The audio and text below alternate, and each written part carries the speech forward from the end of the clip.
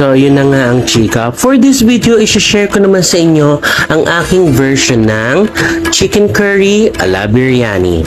So, to make sure na healthy pa rin ang ating dish, gagamit tayo ng chicken breast cut into cubes at imamarinate natin ito sa kalamansi at patis for about 15 to 30 minutes.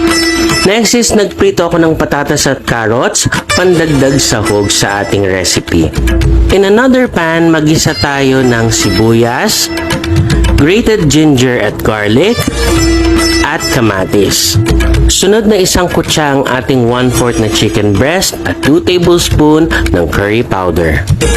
After simmering for 1 minute, last na ilagay ang plain yogurt at chopped kinchay. Simmer for another 1 minute and we're done. So, presenting my own version ng chicken curry ala biryani. And that's it. I hope nagustuhan niyo po ang aking recipe for